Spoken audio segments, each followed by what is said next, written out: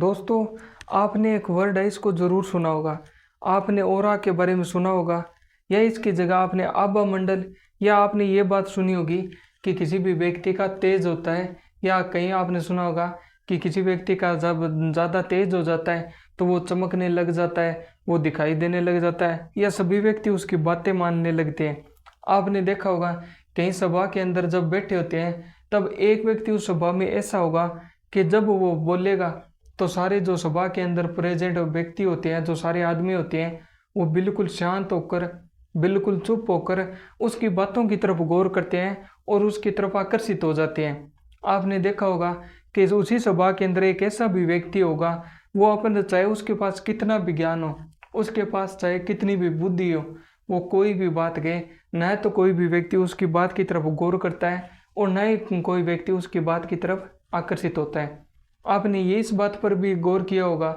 कि जब आप किसी व्यक्ति को सामने देखते हैं तब आपके मन के अंदर दो ख्याल आते हैं। आप कभी एक ऐसे व्यक्ति को भी देखते हैं जब उसको देखकर आपको ऐसा लगता है कि ये व्यक्ति अच्छा है। दोस्तों, कभी आपको ऐसा भी फील होता है किसी व्यक्ति को देखकर कि आप उसके पास न रुकें, उससे बातें न करें, या वो व्यक्ति बुरा है या बुरे स्वभाव का है। इसके पीछे का रीज़न क्या होता है? हमारा जो आभा मंडल होता है, जो हमारा तेज होता है, वो क्या होता है? आपने कभी ना कभी प्रेमानंद जी महाराज है, जो वृंदावन के एक महान अद्भुत संत है, उनके मुख से भी सुना होगा कि जब हम अपने वीर्य की रक्षा करते हैं या जब हम ब्रह्मचारी रहते हैं तो हमारे अंदर एक दिव्य तेज उत्पन्न हो जाता है। जो हमारा जो समस्त संसार है उसके अंदर हमारी जो सम्मान होता है और जो हमारी बढ़ाई होती है वो होने लगती है। लोग हमारी बातों को सुनकर हमारी तरफ आकर्षित होते हैं, हमारी बातों की तरफ गौर करते हैं। दोस्तों, आखिरकार ये होता क्या है? जो आभा मंडल होता है, जो ये तेज कहा जाता है, वो असल के अंदर होता क्या है? इसके पीछे का क्या विज्ञान होता है, या हमारे शरीर के अंदर क्या ऐसी चीज़ है जो बढ़ाने पर लोग हमारी तरफ अट्रैक्ट होते हैं, और जब भी हम लोगों को चाहे अट्रैक्ट कर सकते हैं और उनसे अपनी बातें भी मनवा सकते हैं। दोस्तों, आज की इस वीडियो में हम इसी के बारे में आपको डिटेल से बताएंगे कि जो आभा मंडल होता है, जो हमारा तेज होता है, जो हमारा ऑरा होता है, वो क्या होता है। दोस्तों, इससे पहले अगर आप हमारे यूट्यूब चैनल पर नए हैं तो पहले यूट्यूब चैनल को सब्सक्राइब कर लें और हमारी वीडियो को लाइक करना न भूलें। सबसे पहले दोस्तों आपको बता दें कि जो ऑरा होता है वो असल के अंदर हमारा जो शरीर होता है, इसी की ऊर्जा होती है। जब हम अच्छे काम करते हैं या जब हम मंत्रों का जाप करते हैं, ध्यान करते हैं, तब हमारे शरीर के अंदर एक दिव्य ऊर्जा होती है, वो उठने लगती है। हमारे शरीर की जो पॉजिटिव एनर्जी होती है वो हमारे शरीर के अंदर बढ़ जाती है, और उसका जो आभा मंडल होता है, जो उसका कवरेज क्षेत्र होता है, जैसे आपको पता है कि हमारी बॉडी है, इसके अंदर आपको पता है हड्डी भी है, मांस भी है, नाड़ियाँ भी है और रक्त भी है। उसी तरह दोस्तों, हमारी बॉडी के बाहर ये जो कवर लगी हुई जिसे हम चमड़ी कहते हैं, उसी प्रकार जो हमारे शरीर के अंदर इन चीज़ों का जो संचालन करती है, जो हमारी ऊर्जा होती है, वो हमारे शरीर का पोषण करती है, तो हमारे शरीर के बाहर भी उसका एक आभा मंडल बन जाता है। जब हमारे शरीर के बाहर ऑरा का आभा मंडल बनता है, जो हमारी ऊर्जा होती है वो हमारे शरीर के आकार में हमारे शरीर को घेर लेती है, तब वो उसे हम ऑरा कहते हैं।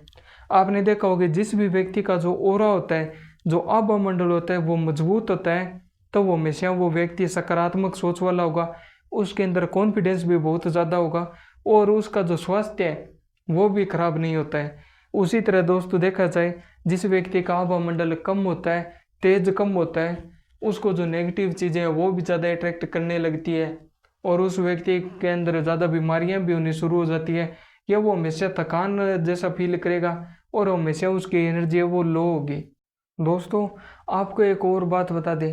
कि जो हमारा ऑरा होता है, जो हमारा आभा मंडल होता है, जिसे हमारे शरीर का तेज भी कहा जाता है, इसको हम अपनी जो नंगी आंखें होती है, जो हमारे स्थूल शरीर की जो आंखें होती है, उनके द्वारा हम इनको कभी भी नहीं देख पाते। इसके पीछे का जो रीज़न होता है वो होता है हमारे जो शरीर के अंदर जो पवित्रता होती है, जो हमारे शरीर के अंदर ऊर्जाएँ होती है, वो उस लेवल की नहीं हो पाती।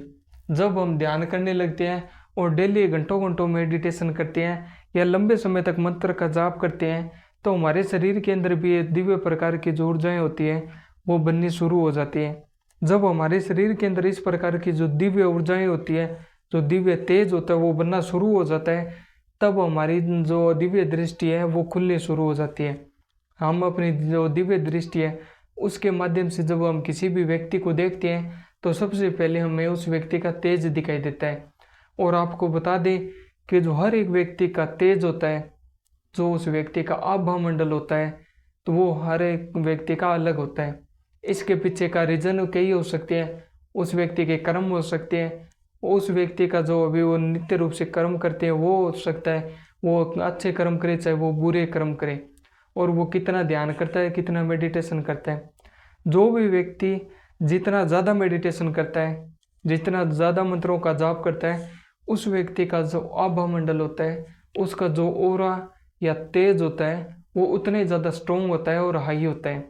और जब एक व्यक्ति का जो ओरा होता है वो ज़्यादा चमकने लगता है या व्यक्ति का ज़्यादा तेज हो जाता है, तब जो नेगेटिव चीज़ें होती है जो हमारे मानी जाती है, जैसे भूत हो गया, प्रेत हो गया, इस प्रकार की जो कोई भी नेगेटिव ऊर्जा होगी, जो नेगेटिव चीज़ें होती है, वो हमारे साथ न तो कभी जुड़ सकती, न हमारे आसपास भटकेंगी,